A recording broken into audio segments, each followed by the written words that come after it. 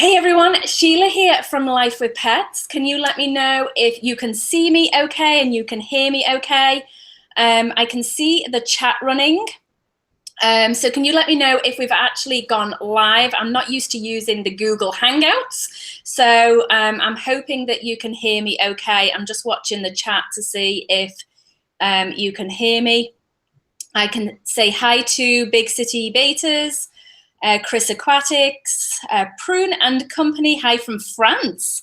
Oh, you can hear me, that's great. Thank you so much, guys. So yes, Big City Betas, yes, we are live. I'm so glad that you are here and joining us.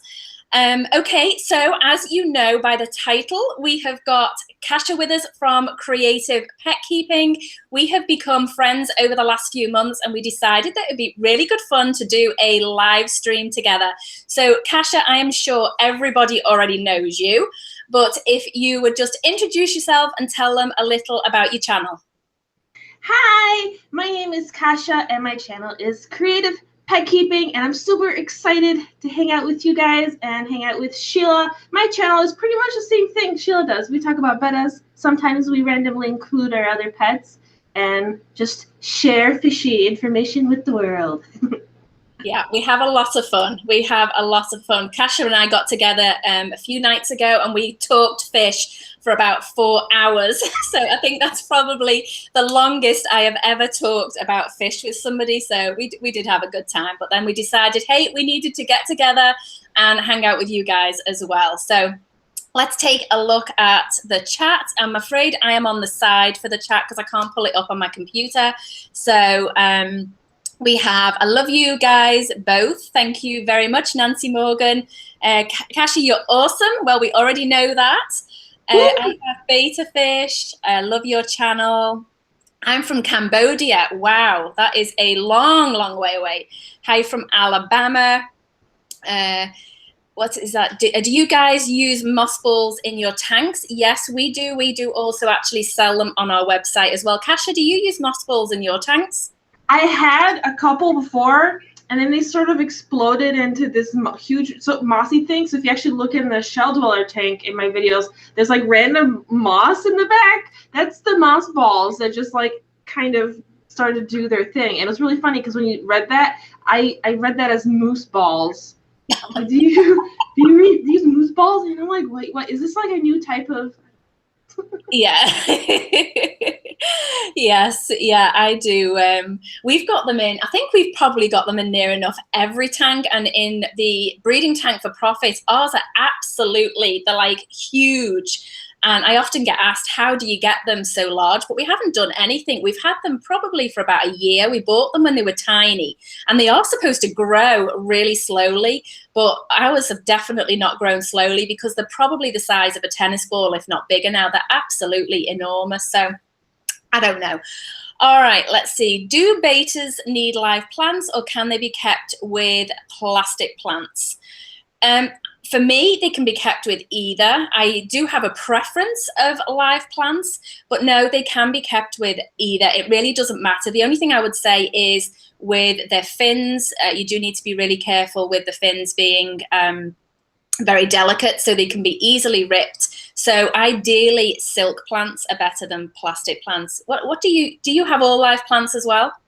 Predominantly, I have one little tank back there that is so low light that I actually do have fake plants in there, and I don't think the Betta can tell the difference.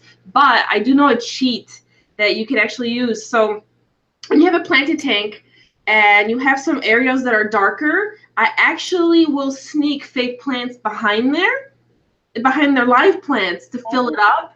And also, if you always wanted to have like red plants but don't have a nice lighting system and CO2, you can buy a fake silk red plant and kind of put it in the back there, and you got like the pop of red without having to go like a full hardcore tank, and no one can tell.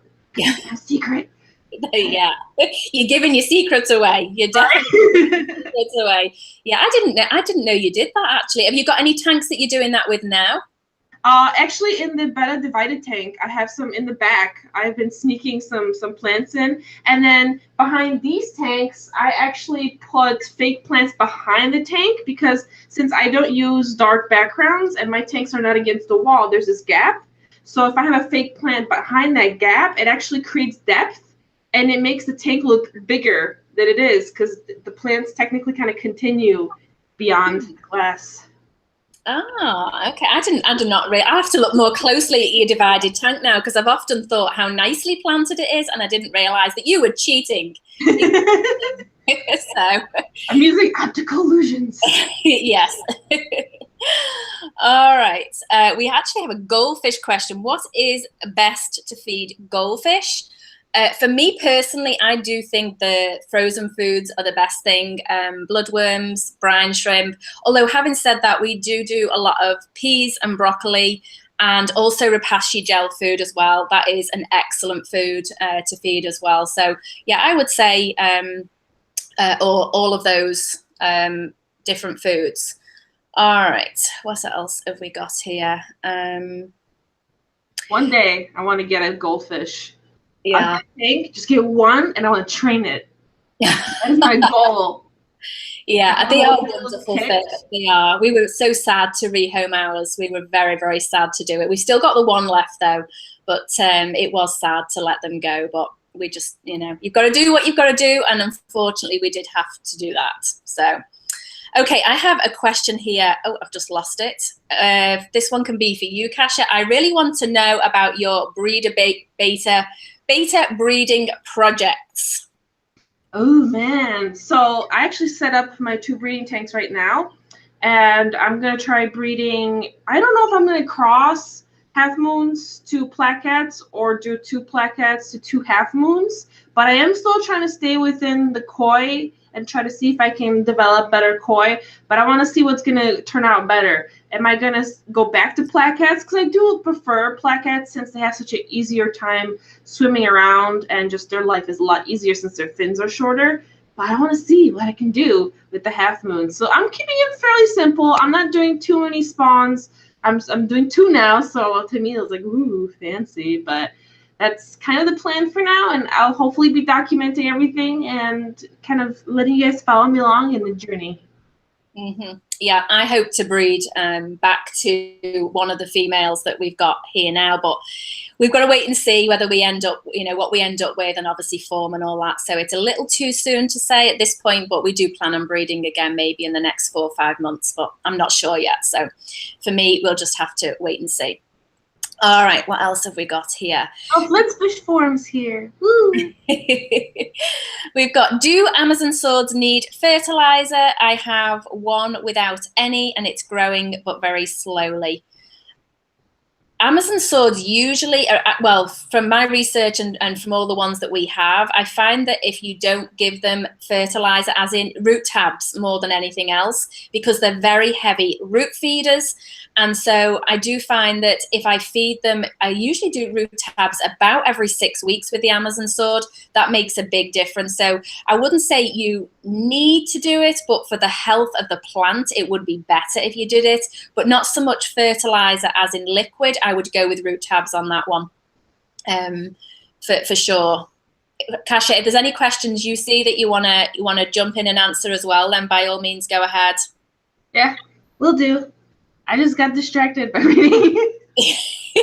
I think I've actually ended up skipping right to the bottom almost, and mine keeps jumping up. So I expanded mine. I pulled it open, and I have a bigger screen.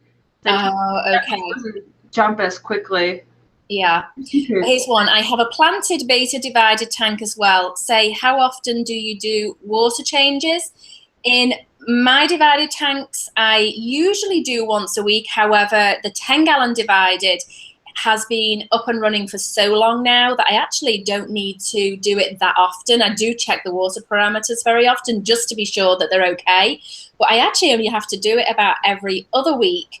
But when I do it, I do about 40%. But usually the nitrates are near enough between 0 and 5. So it really depends on how well planted your tank is, what fish you've got in, and then also obviously the water parameters as well. So how often do you do your 20-gallon? For everything, I just kind of do it all in one day. So I do it every week for all my tanks, just because that way I don't forget. and it just becomes a habit. Like water change day is just for everybody. But I will do extra water changes for that tank up there for now, because that has so many endlers and it has 4 plecos before I move the plecos over to the bigger tank. So it is like overstocked. So even though it's really heavily planted and has pothos, I have to compensate for it. But there was a long time ago where I used to have a 20-gallon tall, and it was so understocked. It only had like 5 guppies and 1 betta, and that's it. And it was so heavily planted that I was able to go like a month without water change. It was just nice. So that's why I like tanks that are really planted and natural, because it allows you, if you so choose, you can create a habitat in a closed system that kind of maintains itself, so you don't have to do a lot of work versus the little tiny tanks that have to be maintained all the time. Yeah, I think that's very often where people get very confused, because they'll maybe hear somebody say something like that. I only change water, once a month. Oh, well, Kasia said you only need to do it once a month. But very often they don't hear the surrounding. It was heavily planted. It was very low stocked, and it was probably established for a really long time. And they're the key factors to it not being maybe done every week, but you have to make sure you keep up on checking the water parameters, because otherwise you could find that it's like fine and then suddenly you get a big ammonia spike. So it really depends. Most tanks do need once a week, but there are tanks that are a closed environment that you can go longer, and on our divided tank right now we can do that. In fact, I do think we probably could go a month, but I don't like to leave it that long, so I'll just do the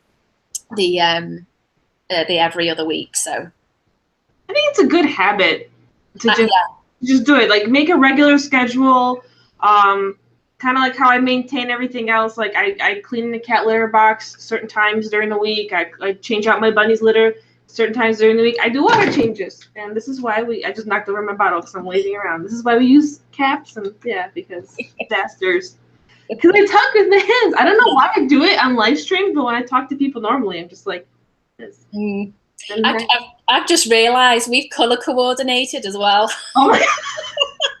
We've colour coordinated as well. It wasn't planned. That was not planned. All right, I have another question here. We have from Isabel. I have a 5-gallon tank with about 1 inch of sand on the bottom.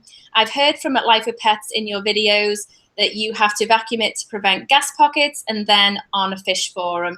Yeah, that is very true. If you've got sand, then you do need to vacuum, I would say, every time you water change to prevent those gas pockets. And basically what they are is waste gets trapped or food gets trapped, and then it rots down there. And then if it's disturbed, and then it can give off a gas that's very, very toxic to the fish. So it is very important that if you've got sand it's not a lot more work, but it is more work. But it does look great too. And I see you to have 2 big bags of sand in the background there, Kasia. So I'm assuming that's something you're planning on doing. Yeah, actually, it's 1 gravel and then 1 sand, because for the first layer, I have the egg crate material, the one that you put for lighting. Because since I want to put a lot of rocks, I don't want it to put pressure on the glass. So usually when you do rock aquariums, you can do either heavy layer of sand and you put it on top of the sand, or if you want to do it lower, you put on the egg crate and it distributes the weight. So what I'm doing is I'm going to be cheating. I'm going to be putting on the egg crate gravel, the black gravel, and then I'm going to put sand on top to kind of cut back. Because I've checked all the Petcos and PetSmarts around me, and there's like 1 big black bag of sand, and that's it. Everywhere else was gone. There's a lot of white sand. There's no black, and I don't want to order it online. So I was like, okay, let's see how I can find a way to make what I have on hand work. So that was kind of my little plan. So, I mean, eventually maybe some of the gravel will mix with the sand, but because it's the same color, I guess it'll be interesting to have a little different texture. Yeah, the 2. Yeah, we've done that several times, more from a cost standpoint, because obviously buying the sand, it tends to be a lot more expensive. So I will sometimes like do the gravel and then do the sand as like a secondary layer as well. But usually it all ends up mushed in together, and then it confuses everybody to what is the substrate, because you've mixed 2 up. So all right. Do you want to pick out a question in the let's see. I like how everyone is talking amongst each other. There's one. Dylan, I hope I'm saying that right, is asking tips for a Betta sorority. The biggest tip I have is the bigger tank, the better. Try to go the biggest possible. I would not even try to go anywhere smaller than a 20-gallon because female Bettas, they can get along when they're feeding and doing other stuff, but when they're not eating, they kind of like to pick out their own little habitats, and they will protect those. So that will actually prevent them from fighting so much. Whenever I have to take out my females for any reason, if I'm doing something to the tank, and as soon as I put them in a smaller container, they start fighting right away. And usually you want to aim for a group that will chase each other. There'll be a little bit of aggression, but you want the fish to still look fairly healthy, and you want fin nipping to be at a minimum. As you know, there could be like one or two, but as long as they're not really damaging each other, then it's good. As soon as you start seeing a lot of damage, that means something's wrong, and you should either closely monitor it, intervene, take out any fish that's too aggressive, have a breeding container on hand if you need for emergencies. Yeah, I would also add to that I think that the tank being heavily planted is key as well. I think very often people think a heavily planted tank is maybe like, the bottom of the tank is planted as opposed to taking the plants all the way up to the top, or having an area where they go up. See, now I'm copying you now with the hands, sort of where you have it go all the way up to the top of the tank. So I think that that is very often can be a factor in it not working out because it's not heavily planted. But yeah, I agree with you. For me, it's minimum 20 gallons. I wouldn't go any less than 20. And I would say minimum 5 females as well. I found that every time we dropped to 4, they would start fighting like crazy. And if we went above 7 in the 20 gallon, then again, we would find that they would start fighting again. So yeah, definitely bigger the better. So, okay. Sorry. I actually considered making this big tank a Betta super sorority. I really thought about it. I thought it would have been cool because I would have been able to add a couple more. It wouldn't have been a lot. It would probably be a couple, like maybe like 10, 15, and then the rest would be community fish that would also be a distraction to everybody. But I haven't had cichlids in a long time, like bigger cichlids, and I missed it. And I'm just like, I want to go back to my beginnings. And I only have one big tank. I don't have room for any more. Well, I do have room, but I want to keep it manageable. I don't want to have like tanks all over the house. So I have to make that hard decision. Yes. So have you decided on cichlid? Is that something you can share or not at this point? Yeah. I think some people in my previous video already saw, I already got a group of 5 electric yellows. Those are the most common ones. And even though everyone in my club is like, you went for the generic fish, because everyone has all these rare and endangered fish, and they're trying to work with all these like really cool but less popular species, and then I go for the first one I get is the generic. But I really like them because A, they add color to the tank, but B, they're slightly less aggressive. Most African cichlids are really, really aggressive. Like, they make bettas look cute because they're in a whole different level. And the yellow labs are less, so you can pick less aggressive fish like peacocks. Well, peacocks can be really aggressive too, but it gives you more flexibility in what you can add to the tank. And also, if I do add them to the tank to make room in my quarantine tank, they won't really fight for their territory as hardcore as other fish will too. Because usually with cichlids, once you put everyone together, once they establish territories, it's really hard to add new fish in because they will try to murder anyone new that comes in. So I'm trying to slowly like plan this out, and I think I'm gonna go for the electric yellows and maybe 4 male peacocks to be like the show peacocks, and something else. But I'm not gonna really too heavily overstock that tank. But and I'll put the plecos in there too. And I bought some driftwood, and I'm gonna put the caves and hide it under the driftwood. So if they breed, I'm hoping that a few will survive. But the having the cichlids will also keep me from having like 100 plecos. It'll be like a reasonable amount. Yeah. All right, I've got one from my life as Jenny. Do goldfish where are we? Do goldfish that you can buy at Petco for 35 cents grow as big as the ones that Life with Pets has? They will actually grow bigger because they're just common goldfish. So they're likely to get to 10, 12, 14 inches. So they are definitely not a fish I would recommend getting for a fish tank. They ideally need to sort of grow up maybe in a large fish tank, but then they need to go to a pond. So they're not ideal as pets at all, unless you've got access to a pond, and then go for it. But yeah, they would get a lot bigger than ours. I mean, our goldfish that we kept, if you include his tail, he's probably about 6 to 7 inches at least. He is really large, and it never comes across on camera. I just don't understand how he's absolutely huge, and yet it just doesn't show when I'm actually, when he's on camera. He doesn't look as big as he actually is. But if you include the tail, he's easily 6 to 7 inches, and he could possibly get bigger, although he's 2 years old now, so it's not likely. But it's possible. It's possible he could. Okay, let's see what else. That's one of the reasons I didn't get a goldfish is because I'm limited on how big tanks I can have. I mean, I have one big one, but besides that, I have to keep it small. So unfortunately, I can't really get in a large enough tank for goldfish, which I really wanted to for the sake of, I really wanted to train them. I've been watching all the training videos, and I thought it was the coolest thing ever, and I thought it would be a cool project. Although you can train bettas as well, so that's my second option. I'm considering picking a younger, outgoing betta, and maybe if I can isolate it in a tank or use your divider. I have actually one spare divider from you. Everyone buys Sheila's dividers. I could probably put that in 20-gallon, isolate the fish for like a training session and try it. It'd be cool. I don't know. I want to test their intelligence, and I think that will change how people view them, because as soon as people realize an animal is a little more intelligent than they think it is, I think they start to, the quality of care goes up.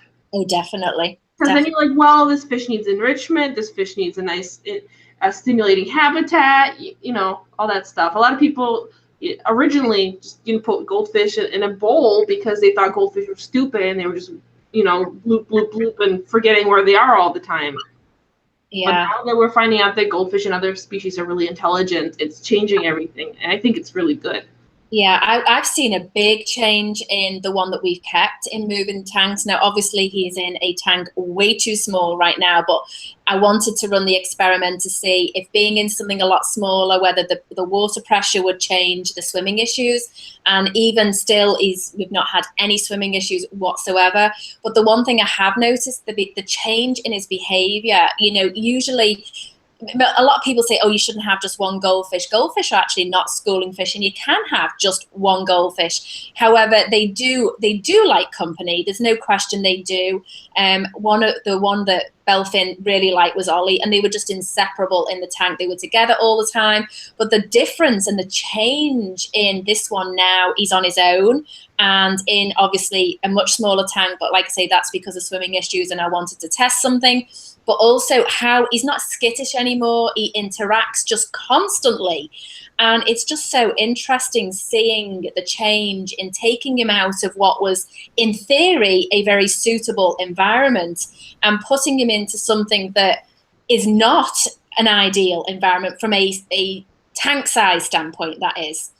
The difference in him is just incredible. So for the time being, he's going to stay in that tank, and we are going to get something bigger.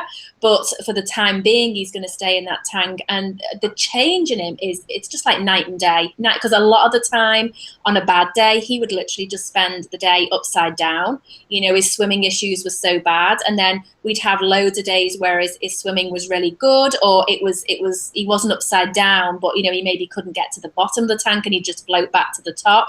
But since going in this tank, that has all completely stopped. It's just unbelievable, the difference. So it's, like I say, I know the tank size is way too small, and I did get a lot of comments about that, but I'm aware of that. But this is about trying something to help him, and if I find that the 10-gallon works from like the shallow standpoint, then we'll get a 20, which obviously then would give him the space that he needs. But yeah, the change is just unbelievable. That's really, really interesting because the whole time you're talking about it, I keep thinking about the fish's swim bladder, you know, which helps regulate how they swim, and how, I guess, when you do have bigger depth, the water pressure will push on the swim bladder, and maybe he was having a hard time adjusting it as he swam from the different depths. And maybe that's why he was like, when he was up there, he was flopping, and when he was down there, he was struggling because he couldn't adjust properly. Because if he was in a pond, he would have that choice, because ponds usually have layers. They have the deep, and then they have shallow. And he would have that choice if he wanted to just hang out in the shallow area. Well, here he was like, well, I'm in the deeper tank, you know, I'm gonna make it work and do what I can. And then as soon as you put him in a more shallow area, he's like, oh, this is great, I can fish now. Yeah. He literally non-stop swims, and you know, obviously he's got because he's so big and only in a 10-gallon, he's got a very limited swimming space, but he literally non-stop swims. And every time you go over, where in the other tank, he would come over because the others were there. But, you know, like if he saw the camera, he'd freak out, or if he walked past, he'd freak out. In this one, I mean, I've had the camera in his face, as in like the macro lens in his, he does not care. He is at this, I'm absolutely amazed by the change. I really am, that whilst it is a very unsuitable tank, the difference in him, I just can't deny the difference in him, you know. So I think that a 20-gallon would be the same, because the 20-gallon is the same height.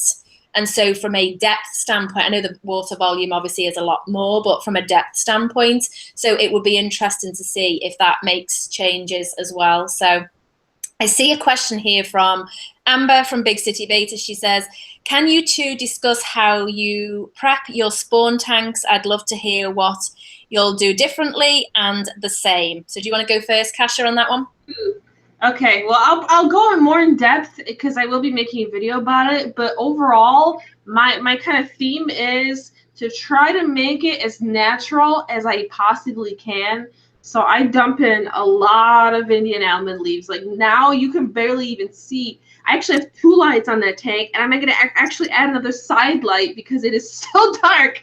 It's going to be so hard to film inside. With my other setup, it was easier because the tank, even though it was really dark, it was high up and it was surrounded by light, so you could still see. But now, like, the back of that 5-gallon is like, it goes into the nothingness.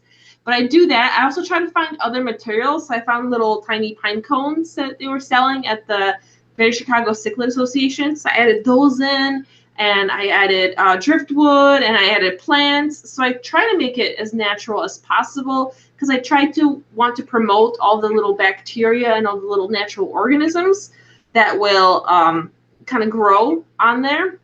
And then because I'm going for something visually pleasing versus a very practical breeding tank, because I do film the videos for YouTube, I also do try to think about how to set it up for filming, which is something very interesting. A lot of people set up their tanks just for breeding. I actually position things in such a way that I want to encourage the male to make his bubble nest in the front, since my tanks are placed against each other this way. So there's, instead of looking at it sideways, there's all this depth. So I need to encourage the male to be in the front, because if he's in the back, I'm not gonna be able to film anything. He's gonna be somewhere in the darkness. And then I also try to put everything not blocking in the front, but then I put a lot of things blocking in the back. So when the female, after she breeds, she can hide in the back while the male is, you know, busy tending to his nest. So I'm kind of setting it up for filming, but also for the fish at the same time. So that's kind of been my thing. Yeah, I think it sounds very similar to me, especially because you're filming it and you wanted to get it on camera. I mean, obviously, I've only done it the once, so I've not got a great deal of experience. But for me, we did use a 10-gallon, and then we filled it part way. And like you, I'd seen so many where people keep them very bare. They don't have a great deal in it. And I wanted it to be a little more natural. So we added the guppy grass, and we did add the almond leaves. I didn't do it as dark as you get yours, but I did add, I think I did 2 leaves. So that was about it. And then I did the hiding spaces, and like you, I set up we used bubble wrap. I did try like the little styrofoam cup, But that just wasn't, he was having none of that. He didn't want anything to do with that. And so that was when I set up the bubble wrap. And like you, I did it at the front of the tank because I wanted to be able to film. But I mean, where the tank was for us, it was in a quiet place anyway. So they weren't really disturbed. So it didn't really matter that it was going to be at the front of the tank or whatever. And then I was just so stressed out about, I need to catch this on camera. I want to catch this on camera. But thankfully, they just bred for a whole morning, so I had more footage than I actually knew what to do with. But for me, I do think, like you, I like them visually pleasing, as well as, obviously, first and foremost, it's what is best for the fish. And I did have sort of places that where they could go and hide. I also did use, which a lot of people said we shouldn't have done, but I also did use a sponge filter, and I did have it turned on. But I had it that the water level was literally just to the very, very top of the tube, so that it almost sort of did like a splutter, and then that was it. That was the extent of it being switched on. But because it was a fully cycled sponge, I didn't want to lose any sort of bacteria. I mean, we probably wouldn't have lost a lot over the length of time, but I didn't want, obviously, that to sort of deteriorate because there was no flow going through it. So did you use sponge filters in yours from the beginning? I was so paranoid because it was my first spawn. I didn't want to add to the paranoia the fear of ammonia spikes, because I think, especially for little babies, they're so delicate, that would be a problem. So, and then later on, adding this sponge filter. So I just added it in because in the wild, bettas would be breeding in shallow water, but larger areas of water. So, I mean, the water will be diluted. And even if they do breed in the little smaller, secluded puddle, there's also the soil, and plants will absorb a lot of things. Well, you know, with our closed system, we're so limited. Since this is already in captivity, I think it's the best thing to add a filter. Just, you know, and I do what you did and added at the height of the water level, so it just bubbles at the top. It doesn't disturb the water. And my one of the tanks I've set up now, I actually have it stronger. The bubbling is stronger, but because it's set up at the top, it doesn't move the water. So I figured as long as it's not moving everything around, it's okay. Yeah, that's what I felt, that as long as the nest was not being disturbed, which what I did was the sponge filter was like in the back, like let's say right corner, and then I put the bubble wrap for the nest in like the front left corner, so it couldn't have been further away. So even though it was sort of doing this like spluttering every now and again, it just didn't disturb the water flow at all. And then I did leave it on while, obviously, once they were born, and then as we gradually increased the water level, then obviously it was working more, and it didn't seem to affect them at all. It didn't seem to make any difference whatsoever. But I do think that it's important, but everyone does it differently. You know, some people don't use sponge filters, and I'm not quite sure how that works, because for me, I'd be worrying about the ammonia spikes, but you know, it must work because a lot of people do it without them. But you know, for me, I just couldn't do it that way. But that's me personally. You know, we all do it differently. I think the reason people get away with it is because of all the tannins from Indian almond leaves. Because when you do use more tannins and Indian almond leaves, since the pH is so lower, and because the tannins don't allow bacteria growth as much, they're antibacterial.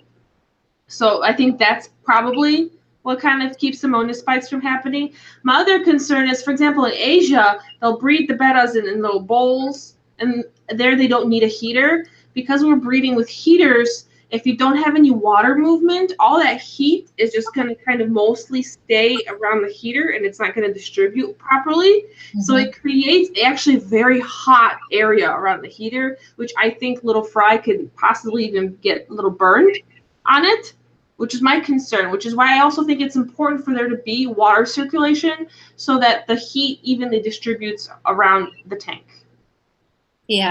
Yeah, I was just, I had a question there and I've lost it. What temperature do you use for breeding tanks?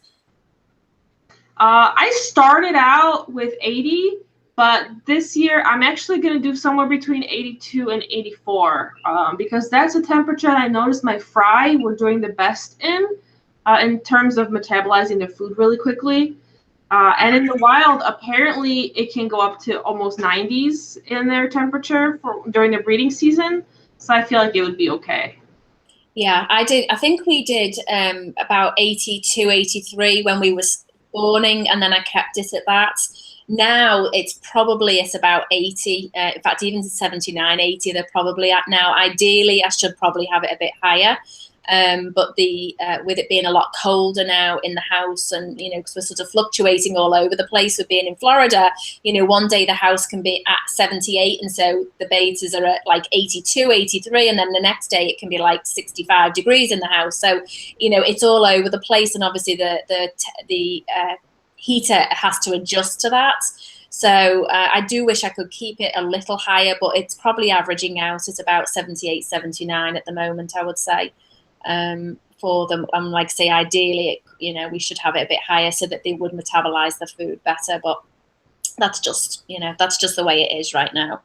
I think around shipping, it's better to drop the temperature even a couple more degrees before you ship and when you transition to jarring, so that way they'll be adjusted to lower temperatures. I think you won't have to heat your jars because it's so warm where you are. But also in case the temperature drops a little bit during shipping so that the fish aren't used to the 80s all the time, I think it's a little better.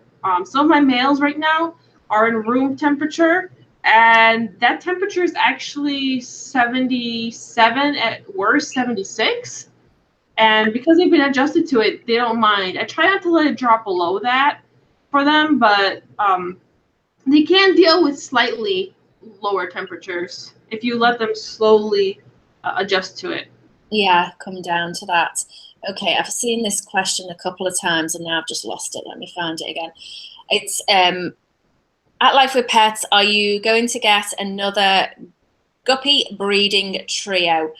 No, I have no plans to. We still have the guppies that we've got now. We've still got a few left and we've got more babies.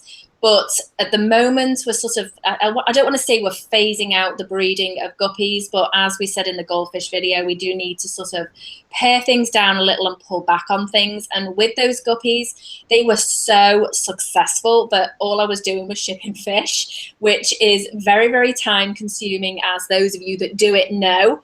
And so I have sort of pulled back on it for the time being. That's not to say we maybe won't do it again in the future. And we are still producing guppies, but we actually have a lot of them have gone, and I won't have any more for a while. I think I've still got a trio available, or maybe 2 trios and maybe 3 females, but that's about it at this point. And then there are a lot of babies growing up as well, but I don't plan on getting any more at this point, just because we're sort of trying to back off a little. And also I really want to, I know that the shrimp living with the guppies, they did continue to multiply because there are a lot in that tank, but I do think that probably the guppies were eating some of the baby the baby cherry shrimp, and I really would like to get a massive colony of the cherry shrimp because we're constantly getting asked to sell those. So I may sort of work on that side of things because they don't need as much work or as much care as the guppies. So I hope that answers your question. All right. Is the one you want to pick out, Kasha? The Aussies Before Time is asking, what is your favorite type of bettas? And she says, mine is koi, or he. I don't know if that's he or she. Well, color-wise, I do prefer koi marbles, but I think my favorite is still plaquettes. I just like how easy their life is. Right now, I'm having a hard time with Demon Betta. He's also starting to get a little older, and I don't know how old he is because I did get him from Petco at a mystery age. And he's just been having a hard time swimming around, and at this point, he's just like kind of doesn't even want to bother with it. Like, he'll swim up for a worm to eat if I want to give him a bloodworm, but I don't know. He's been kind of sad and struggling, and it makes me sad. And I've had older plaquettes, and as they aged, they did so well, and they were able to swim around. I put Samurai in the 20-gallon. I switched him with Ghost so that he can be in this big 20-gallon retirement tank, and he's just swimming everywhere, and he's like super happy. So that's my favorite plaquettes, and I hope Demon Betta will be okay because I'm sort of worried about him.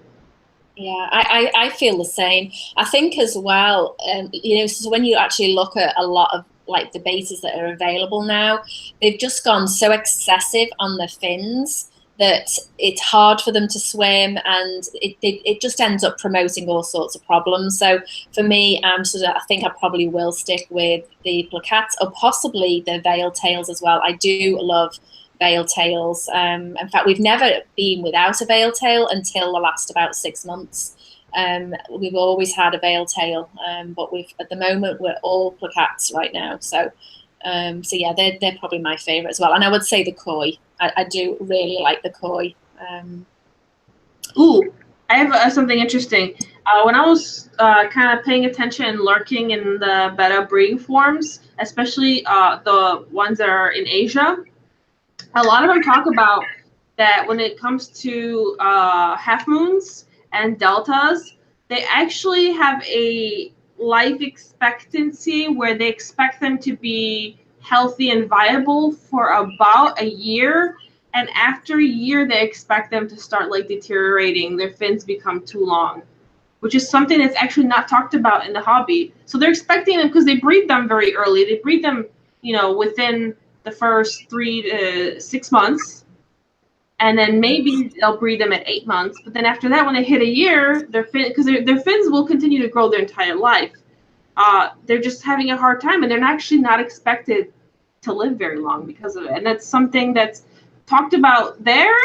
That's what they sort of expect, but here they don't. And I feel like that will make people feel bad because you'll hear a story. Either someone will share it or it'll be online and people will be like, oh, my Betta lived to be 7 years old. And you have this, average pet keeper who got their Betta and, maybe their Betta lived 2, 3 years, 4 years tops. And then when their Betta dies, they feel bad. They feel like, or if they did get a Betta and it died sooner for some sort of reasons, whether it's genetic or health, they feel really bad that they, couldn't have their Betta be around for like, the 8 years that you hear all the time. But you don't factor in that you might have genetics against you and you don't know how old the fish is already and you don't know what kind of, breeding line it is. So. Yeah, I think that with the Dumbo betas, they're going that way. I think it's going to get to the point that those fish are going to have a very low life expectancy because those front fins are getting so huge that I just think that eventually it's going to be to the detriment of the fish. And people right now, they're clambering to buy them, and I sometimes think they don't think about the consequence to the fish. They buy this younger fish with these huge fins, and then obviously, like you said, as they get older, they continue to grow, and then they can barely swim. And I just think that is really sad that we're getting away from, Dumbo betas a few years back. They were beautiful. Yes, their fins were a little bigger, but they could still swim. They could still function. It didn't shorten their life expectancy. Whereas now, I think that, your average Dumbo beta will only maybe live 2 years. And it's not necessarily because there's anything wrong with the fish. It's that they then can't swim, so then they're struggling to get to the surface. And I mean, that to me is just not acceptable in what we're doing to the fish. I just think it's really sad that, we're creating these fish that basically can't function. And, to me, it's just not right. It's not ethical. But I think that, people see fish with these beautiful fins and they do look gorgeous. I mean, they really do. But the consequence to the fish is obviously, that's not a good thing if they can't swim and can't be a fish and can't function. And especially with beta fish where they need to be able to get to the surface. And if they can't get to the surface, I mean, that's just causing a fish to suffer because we've overbred and we've gone for all these huge fins and huge pectoral fins. And I just think it's not heading in a good way at all. I think it's heading the wrong way in what people are breeding and what people are doing. Yeah, and they're heavily line breeding those guys too. So, I mean, with Bettas, you can, line breed, and you can actually even inbreed Bettas to a certain extent, and it's not as bad as if you like inbred 2 dogs together. With Bettas, it's okay, but because they really want to get those huge fins, they hard core will inbreed and line breed, and then it'll affect the genetics. And then I also wonder how that would affect breeding, because when they're younger, those pectoral fins are shorter, so they can fan the eggs. Because one of the important things after they breed, the male needs to constantly use the pectoral fins to fan the eggs, because that water movement, especially if you don't have a filter and there is no water movement, if there isn't, it will cause fungus and bacteria to grow on the eggs and will kill them. So he constantly needs to do that. So he's swimming around and he's flap, flap, flap, flap, flap. If you don't breed a Dumbo when he's young enough to still be able to do that, once his fins get real huge, he can't do that. It's going to be so exhausting trying to do that for 3 days straight for a fish. So even after a while, we're going to get to a point where you can't even let a fish properly grow out to their full extent to see if it's, really healthy, and then breed it a little later. You're going to be forced to only breed it when it's younger, when it could still technically breed. Yeah, I've heard, particularly on Instagram, there's a lot of different people that talk about they're having difficulty breeding Dumbos, and I think that a lot of it is down to that, and also the fact that their fins are so large anyway that they struggle with wrapping the female, and they just struggle in general with protecting the nest and doing all that they've got to do. And then, like you say, to then fan for 3 days and then take care of the fry having to swim up and down, catching them and spitting them back in the nest, that it just gets that it's not doable. So people are spending hundreds of dollars on fish that they want to breed, but then they find that they won't breed or they can't breed because they can't function properly. And I just think that, that's a sad thing that we're doing to the fish, because there's no need. I mean, yes, you can still have the Dumbo fins, but you don't need to make them that big that the fish can't function. All right. Okay, I think that we will call it a day. We'll just do a few more questions, and then I think we will call it a day. Do you want to pick one out? Let's see. I'm looking through a lot of them. A lot of you guys are still talking to each other. It says, are root tabs essential to grow Amazon swords and fluval stratum? Oh, that's an interesting question. I've actually never used fluval stratum. We use it. Yeah, we use it in most of our tanks. And what I've found is fluval, I absolutely swear by fluval stratum. I think it is one of the best plant substrates out there. The only thing I will say about it is after about a year or so, then it does start to break down. You can still use it in the tank. It doesn't make any difference. But I do find that I then do have to start adding root tabs. So initially, you don't need to. But I think with our breeding tank for profit, that tank is probably about 8 months old now, and I think that I will have to start adding root tabs to the Amazon swords, because I have noticed that they're just starting to not look as healthy. But overall, I just think fluval stratum is, in fact, I've got it in the tank in the kitchen, and I never add anything into it, and the plants grow amazing in that tank, and I never add root tabs, and that one's been running a lot longer than a year. So yeah, definitely fluval stratum is great, and root tabs, yeah, you will need them eventually, but you won't need them in the beginning. Ooh, actually, a question. I thought of something, because a couple people are asking in the questions about fin rot, and something just like a light bulb went off in my head. And why isn't it? I've encountered fin rot, I think once or twice with my half moons in the past, but I've never ever seen either fin rot happen to my plaquettes, and I've never seen, maybe it's happened, but I've never seen anyone ever ask about fin rot if they have a plaquette betta. And I wonder why. I wonder if it's an exclusive long-finned fish, especially maybe because they're less active, or because I don't know. Well, why is it that you don't see it as much? Because I mean, you can have ammonia, for example. You can have a shorter finned community fish and not do water changes regularly and have ammonia or other issues, but you don't see fin rot. You might see things like ammonia burn eventually, but you don't see fin. Why are bettas so susceptible, like especially long-finned ones? Because if you think about it as well, females, it's very rare you ever see it in females as well. That's true. I wonder whether it's, and this might just be my perception of looking at a fish, so this could be totally wrong, but I wonder whether it's because a male's fins, when they're much larger, are a lot thinner. Because when you actually look at like this, the smaller like females or a placat, to me, the fins seem a lot thicker. You know, sort of they've got more webbing and they just seem generally thicker. Whereas and I think that's the same for veil tails. I do think they seem to have like a thicker fin on like the back fin, whereas like half moons and like your much bigger fins, to me they all seem a lot thinner. Now that might just be my perception, but I mean that possibly would explain it. But you very rarely hear of females. I mean, I've never had a fish with fin rot, long tail or otherwise. Because to me, a lot of it comes down to water quality. Most of the time, it comes down to water quality. Not always, but for the majority of the time, that's what it is. But I do think that the fins are maybe thinner. But like I say, that might just be my perception. I mean, what do you think of that? Possible? Maybe. That seems very plausible. For me, I remember the last time I got fin rot, it was when I was keeping a male in a smaller tank, and there wasn't really much water movement in there too. And he was just, because he was so heavy, he would lay all the time. And, when you're not moving around, I guess that makes it maybe easier for bacteria to kind of start feeding. I don't know. Yeah, it's interesting. That's an interesting concept of, yeah, because you're right. Thinking about it, in all the questions I get and messages I get, it's never females, or I don't think I've ever had females.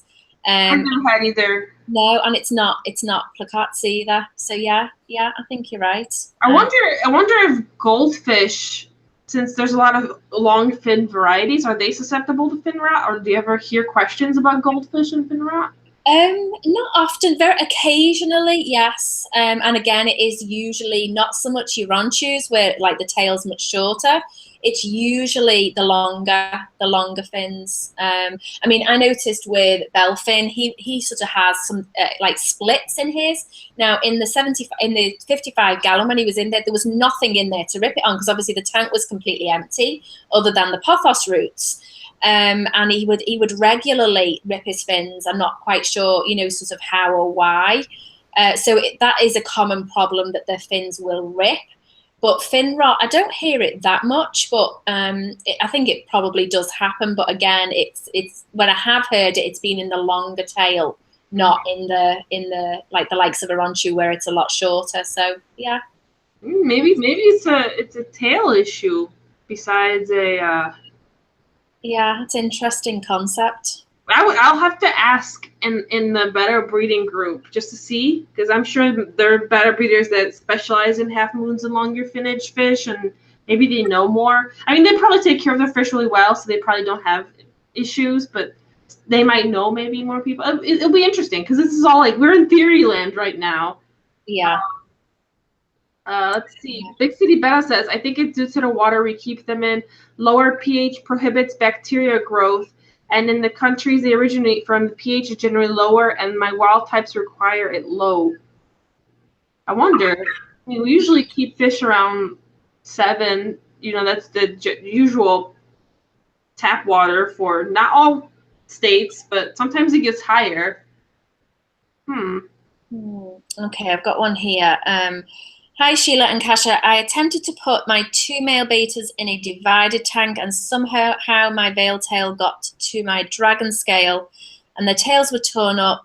Now my veil tail has a bubble on his eye. That's really sad. I'm assuming you've removed them from the divided tank and they're now in separate tanks. I would do a lot of water changes. To me, water changes and adding aquarium salt are the best healer for a fish. I would keep an eye on the eye that it doesn't get infection. If it does, then you would need to treat for infection in the eye. But otherwise, I would literally just do a lot of water changes on that. And obviously, you need to sort out the divider, what has happened with the divider. What divider were you using? Was it one of ours, or was it a mesh type divider? Well, we wait for that response, because actually that would be interesting to know. Yeah, it would. Jared says, where do you get your fish? I actually mostly got all my fish predominantly from either Petco, which I'm trying to like stay away from doing that. I have nothing against them. I'm just trying to get like good quality fish with like known lineage, so I can know what I'm working with. Um, so I also get my fish from local hobbyists in my club, which is really cool because with those fish, I've never had sick fish. I still quarantine them, but I've never had issues ever. Because there's less stress if a fish is just traveling from where they were born to just your house. That's it. They don't have to go from, where they were born to someplace where they're gonna prepare the ship, and then they ship them, and then they have to separate them and send them out to the stores. And now they're in the stores, so like they're going through like this humongous journey, and they're so scared and stressed. So I do that, and then I have one import from Indonesia that I got. But in this year, I think I would like to, if I make the room, I would like to get a few more imported males just to kind of, I just bumped into the thing, just to see what I can kind of find, or if there would be any type of other types of bettas that I would be maybe interested in breeding besides koi. I'm not really sure what it would be at, but it would be cool to look and, imports are beautiful. All the fish in Asia are like, ooh, fancy. Yeah, we've done the same. We've got obviously Bandit came from you, and then we've got the mom of all the fish. She was a Thai import, and then I think the others are from I think Petco actually. I think both of the other two are from Petco. So like I say, Dad came from you. Mom was a Thai import. So obviously we didn't know her line. But going by sort of the colouring that we're getting, we are getting orange and yellow showing up, which is really cool because I really wanted some yellow to show up. Now, whether it'll stay yellow, we're going to have to wait and see. But it's really cool that we're getting the orange and the yellow showing up. And I'm wondering whether the yellow is what is toning down. I mean, Bandit has very little red. He's just got that little spot on his nose. And that's the only red he's got on him anywhere. So it will be interesting. What I'm wondering is whether the yellow has toned down the red, and so that's how we've ended up with the orange. But again, I could be totally off on that it doesn't quite work that way, or with the layering.